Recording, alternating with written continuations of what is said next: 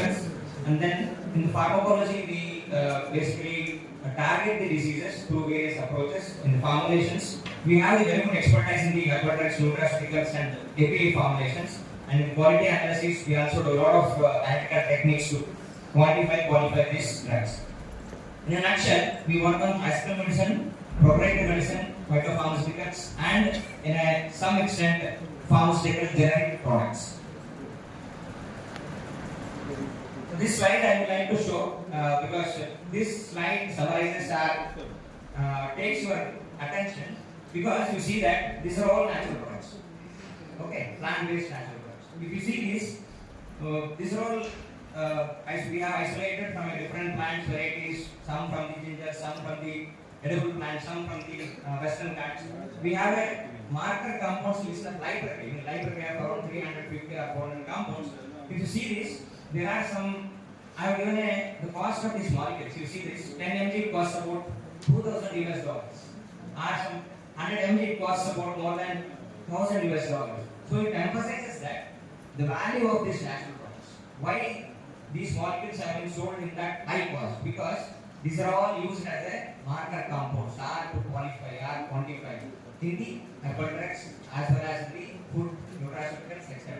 And very sad thing is, most of these compounds are we are exporting from China and other Asian or European countries because though we have a natural products, we are the like a mother of invention in the natural products, but unfortunately in the last few years, maybe few decades, we are not scientifically validating these natural products. Of course, we are taking herbal drugs, nutraceuticals, but these are not scientifically validated. I mean, scientifically not studied.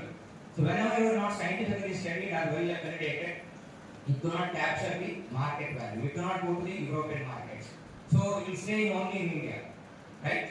So what I am saying to say is, so scientific validation of any research or any herbal drugs or nutraceuticals is mandatory. So this is a very common slide. So those who are working in the area of drug discovery are well aware of this. So basically drug discovery takes more than 10 to 12 years or 15 years. So our job is to work in this preclinical stage. Of course, clinical stage and the FDA approval and all basically done by the industries as well as the collaborations. Because it is a more than 10,000 crores investment starting from a lab to bench. So we researchers from universities and academies or institutions, we basically focus only these two verticals, initial R&D and preclinical. So today I am going to be talking on this, only two aspects of this, where more than some 10,000 of compounds have been screened and to come up with that one heat molecule. So heat molecule is always the beginning of a drug discovery. The heat molecule is again taken for the advanced heat lead molecule. One lead molecule is taken for the preclinical, clinical, etc. Okay. This is just a nutshell. I just wanted to give a brief idea how these industries are spending on the R&D aspects. If you see, none of the Indian companies are listed in here because all these are from the other countries or European countries because we don't invest in the R&D. We only work on the manufacturing of this the generic products. In fact, we are number one in the world in the manufacturing side, in the production side. But we won't put any money or we don't invest in the R&D. But that is a sad fact. Of course, we always say that we don't have any drug from India, but recently, the last 3-4 days back, we have discovered everything from the India. This is for your information. This is from the Orchid Pharma. Everything is done from lab to market. Everything is done in India. So this is the first drug from the inception of science. This is the first drug which India has discovered whole and soul. This is against urinary tract infections. So, in the last 2 to 3 decades, we are coming up with a lot of problems are increasing overall expenditure and prolonged timelines for the drug discovery. So it is taking more than 10 to 15 years, or more money is expended. So why? The reason is, the main problem is lead-to-lead integration, means if it is taking more time to come up with one single molecule. That is the main issue. And the other issues are like demand for more safety profiles, complexity in diseases. These are all other part of the high research. Okay. And if you see the total expenditure for the drug discovery, mostly the 25% of the money goes to the basic R&D. in the lab research, and remaining 60 to 50% goes to the preclinical and the FDA trials. So, as a researchers, we cannot do any information, we cannot do any contributions here, but we can definitely do a contributions in the preclinical stage or R&D stage. We can bring down the timelines as well as we can bring down the cost of the molecule so that society can benefit from this. How? So natural products are the way forward. Our natural products are the one thing where we can rely on natural products. So this slide I will show you. This paper is available in the Journal of Natural Products. These facts are available in the scientific media. I will tell you some things. Yeah. As of now, a total of 1800 drugs have been discovered from the inception. Out of that, 60% are basically from the natural products. 60% are drugs from the natural products. You believe that or not? This is the fact. And out of that, around 400 drugs are basically used from the natural product derivatization. Derivatization means taking a natural product and modifying small modifications, a minimum modification, transferring a double bond to a single bond, or insertion of a methoxy to the OH. So small modifications are discovered are being converted into a light saving. This is how I will show you in coming slides. So this is basically to show you that natural products are contributed to the immensely to the mankind. But the problem is, in the last 2 to 3 decades, we are thinking that no, we can move on to the AI, alternate this artificial intelligence, or the other part of advanced techniques. But we have forgotten this, and again, I will that is so everybody has now actually funding towards this, and people are started working towards the natural product based drug discovery. So based on these insights, we know that during COVID, pre-COVID, we all know that by taking a ginger, masala tea, virus can be treated, our inflammations can be treated. We all know that it is true. But what is the reason? What is the scientific validation? So I will just show you some of these scientific, how we could come up with a good science. So these are all there in the market. Plus, these are all there in many markets online and many states across. These are all products from the different leaders for basically obesity, metabolic disorders, diabetes, and some extraordinary anti-inflammatory. But believe me, all these things are those there in the market, but not scientifically validated. As a result, it cannot capture the international market. We will not reach the international market. So we will be saying that okay, Indian tradition we have tribal knowledge or so many Irish crystals and all, but as a result of not validating scientifically, to reach in India, you not reach the global stage. As well as if you see the Chinese medicine is actually complete work because of they do everything scientifically.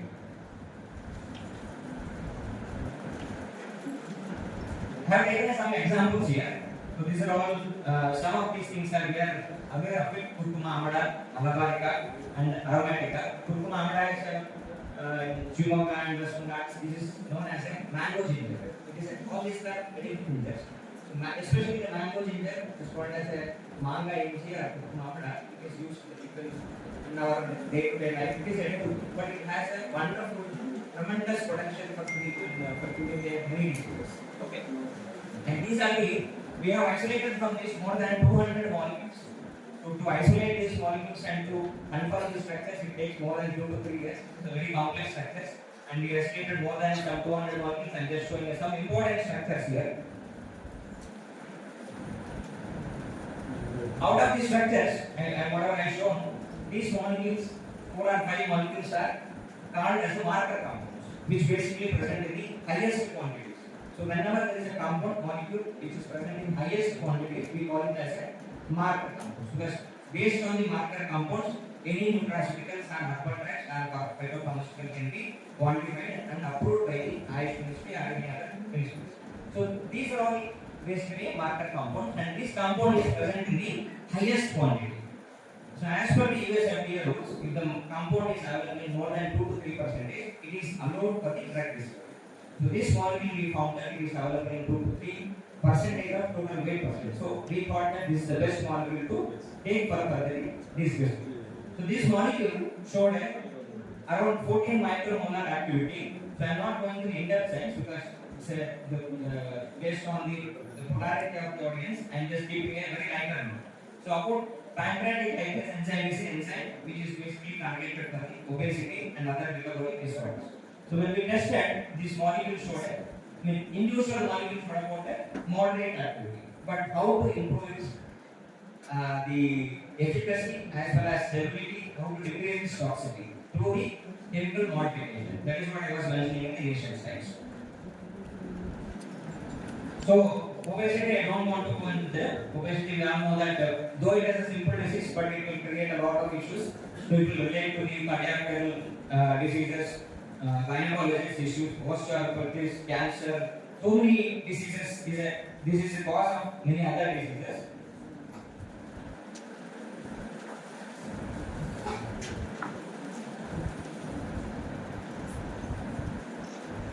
Yeah. So for the obesity and other metabolic disorders, the best drug in the market is orlistat. So orlistat is sold everywhere, and if you are not following it, the daily exercises, diet, so you are forced to take a orlistat drug to control the obesity. However, orlistat also has a lot of other issues because the stability, toxicity, etc. So we wanted to see that can we replace orlistat with our natural products.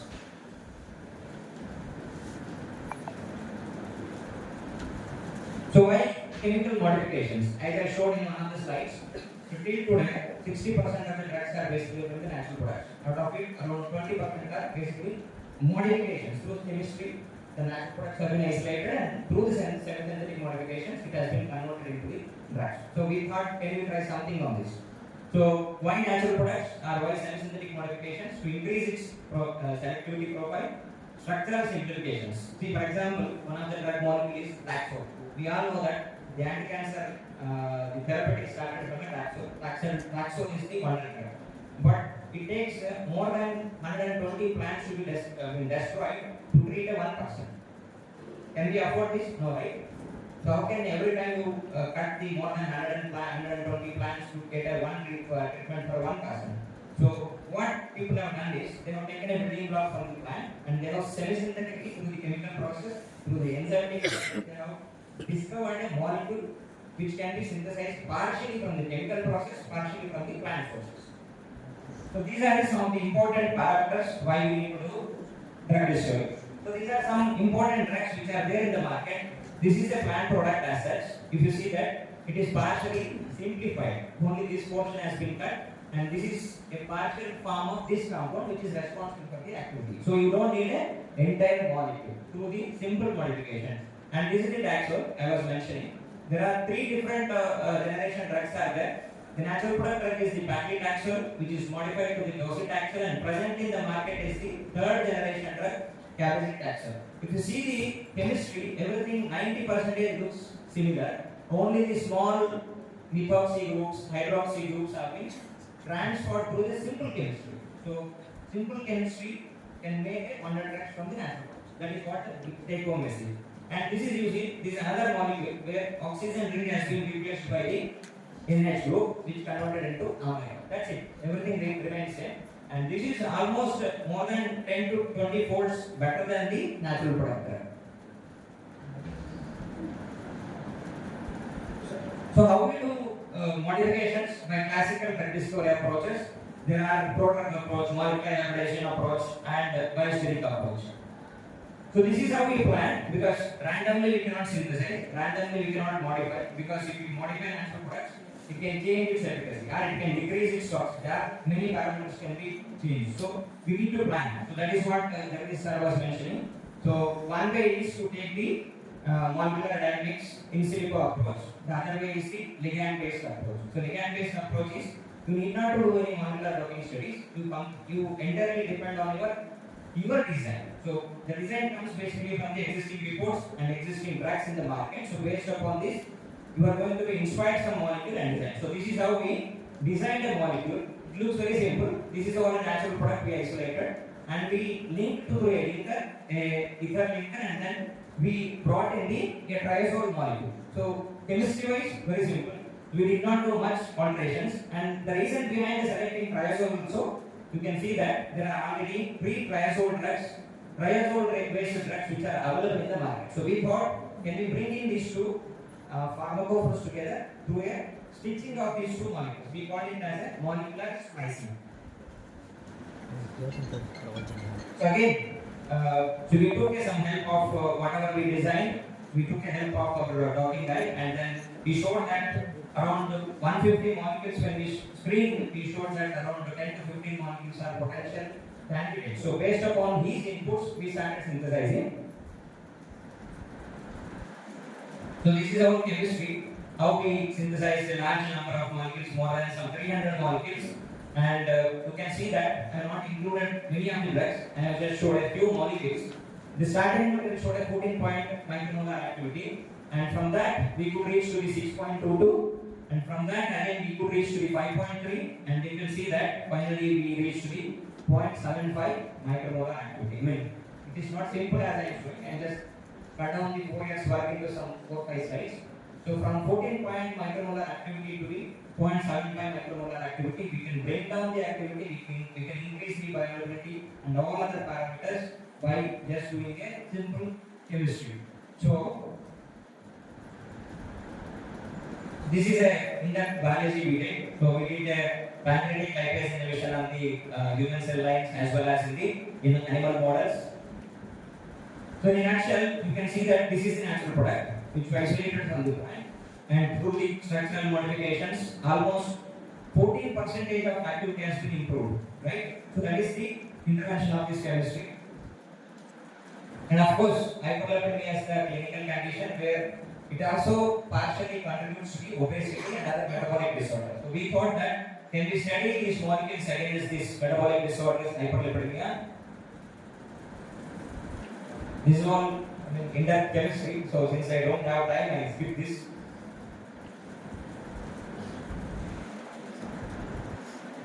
Yeah. So we again selected compounds have been screened for the hydrodase staining as well as the cytotoxicity has been confirmed, and whichever the molecules are not showed the toxicity, we take it for the next set of studies for the inhibition of triglyceride synthesis, because triglycerides also take a part in the metabolic disorders as well as obesity. And you can see that the fenofibrate is the standard molecule which we use. The derivative which we synthesize has showed almost equal to the fenofibrate with a 70% of inhibition in triglyceride synthesis. It can decrease the triglycerides. Okay. And this is the cholesterol synthesis. Again, we did it in the cell lines and the human models. We found that it can decrease the cholesterol up to the 68%. And again, we tried something on the HMG-CoA reductase inhibitor. There also it showed a very good potential. And finally, we filed 2 patents on these molecules, because another important thing in the natural products is natural products as such cannot be patented. So government will not allow. If you want to gain a IP potential, and if you want to become an entrepreneur, and if you want to technology transfer to industries, you need to do some chemistry. So that is another advantage of doing a cell-synthetic modifications. So after filing, we have published in one of the best journals in the drug discovery, ACS Medical Chemistry and Letters. And we did not stop there, because as I mentioned, we have showed some of the herbal drugs, nutraceutical products, right? So if the science stops at lab level by publishing, patenting and all, but product has to reach. So what we did is we isolated again all these molecules, and we made the phytopharmaceutical based approach, which is presently again we filed the patent for the separately for the product. You can see that even we have made into tablet forms, and presently this is under the clinical trials with the Jubilee Hospital in Canada. We are trying for the clinical trials of this product. Okay, how much time? So, I was mentioning about the small modifications, right? So, what we thought is, again, metabolic disorders, obesity, diabetes, inflammation. These are all interconnected. Even the diabetes patients have retinopathy, and they have some issues with inflammatory pathways. So, we thought, can we study something on these molecules? So, this is the design pattern. I am not going to the again. So, how we designed? So, last stage, I showed you how to introduce an isotope on the basis of the natural product. So here we bring in the linker, which is a flexible linker with the alkyne linker, and then we inserted a simple benzene ring as well as the indole-based molecules. Why indole-based molecules? Already the effective drug which is used for the anti-inflammatory is indomitacin. So we thought, can we introduce indomitacin core into this natural products and see that whether it can improve its activity better than the indomitacin. So this is the, I'm just showing some examples. We have prepared more than some 100 molecules, and you can see that. So this kind of indomitacin based, this is the indomitacin core exactly, which is an desmetazone. So these molecules have been, we have introduced at this array group through a chemistry, again simple coupling chemistry.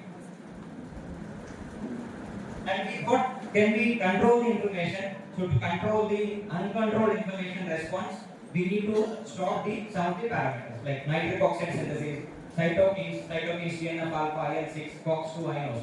So we thought, can we study one by one all these parameters? So we initiate with the toxicity studies. After confirming the toxicity is not to the high level, and then we selected only few molecules, around 26 molecules, and we initiated nitric oxide synthase assay. We found that these molecules are showing a excellent anti-inflammatory properties when compared to the standard drugs, and these are the two hit molecules. So we started with more than some 120 or 170 derivatives. Now we reached to these two derivatives, which are similar to the indomitacin. And again, we conducted the in silico docking studies on the COX. On the basis of COX parameters, you can see that some of the molecules have showed a very good activity, around 10.35 and 10.61. So these parameters, the docking score shows that it can interact to the COX cell, and it can sit on the COX site, and it can bind to that, and it can show the efficacy. As Sasidhar was mentioned, so only theoretical calculations and theoretical studies are not sufficient to conclude. It is just a supportive, or sometimes we can take a major role in the in silico modeling, but experimentally we need to prove that. So that is what we did to some extent. Again, as I showed, so after conducting the in silico models on COX-2, after screening the more than 120 molecules to bring it down to 7 molecules, now we shortlisted only 2 molecules based on the in vitro COX-2 assay, which is done through the enzymatic assay after the in silico models. And here also we could see that the in silico studies is parallelly supporting that, and the same molecules are shown a very good efficacy in the in vitro enzymatic assays. And these are some of the in-depth studies we have done, like IL-6, TNF alpha, and IL-1 alpha. All these studies supported that these compounds have a very good efficacy. We also done the dose dependent studies to fix that. So though it is a natural product, we cannot do 100 grams, R100 mg, R200 mg. So we have to fix the dose. So to study the dose dependent studies, we have done this in the COX-2 protein expression studies.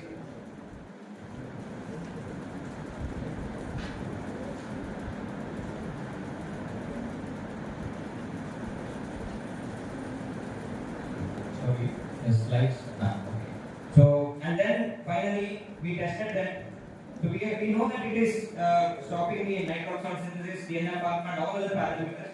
But we thought, can we come up with a mechanism where it is exactly binding? So we thought, can we do this NF kappa signaling pathways? And here also we done through the expression of pro-inflammatory cytokines with enzymatic access, and we found that it is exactly going and binding to the NF kappa.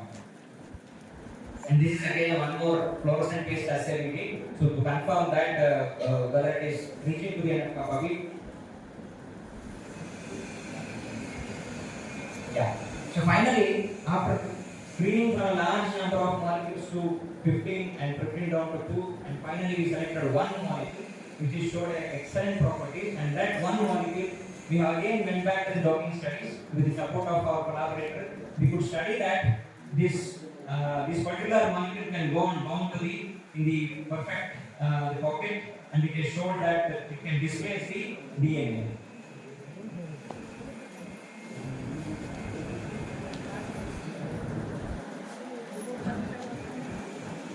So I end up my topic, but I'll just show a few slides. Through our husband rights, motor articles, through scientific validation, by placing a scientific validation and then months, we could come up with a number of products.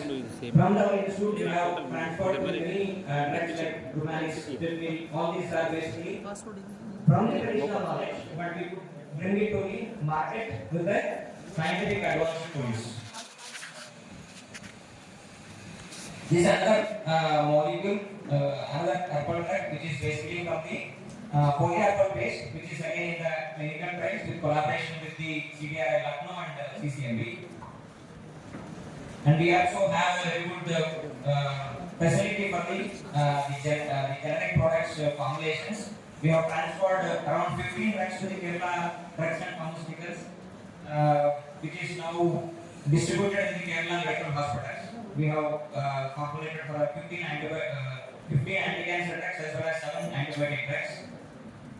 And during the COVID, so we are one of the lab from the ministry, from the PM office, we have assigned to come up with the process, indigenous process for these drugs, and we have successfully completed the process in India. Otherwise, these molecules are not available in India, which was basically exported from China and other countries. But during the COVID, we could partially support from our institute and then a consortium of 3 labs, ICT and CL, and we could file a patent on Nitazoxanide, EADD, Remdesivir, all the 3 drugs. Presently, Remdesivir is being abandoned because of its toxicity.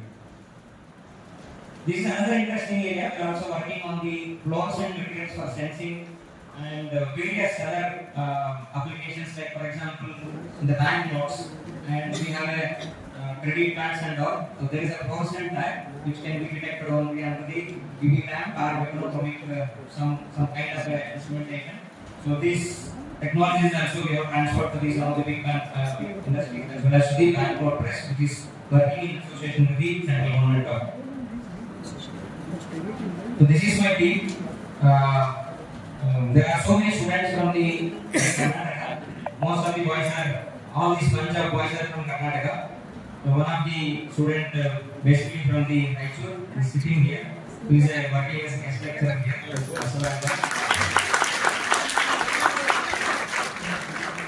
He has recently completed PhD, so we thought we want to work some time and then we want to inspire some students here.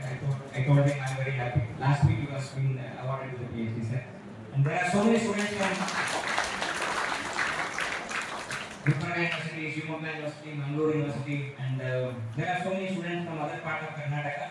And at least when I joined, there are hardly 1 or 2 people from Karnataka and Andhra, but now we have around 34 students in Karnataka. Every year we encourage MSc students to visit our lab and we provide 2 to 3 months MSc projects duration and we support students. So I am very happy if you want to visit this and any kind of support you needed from my side, I please welcome you.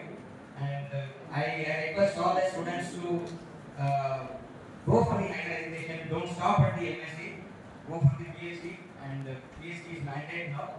So not for the sake of getting money, but something special. You want to come up to make a name or create a mark, you want to contribute to the society, I think you should pursue PhD. So this is my just kind words.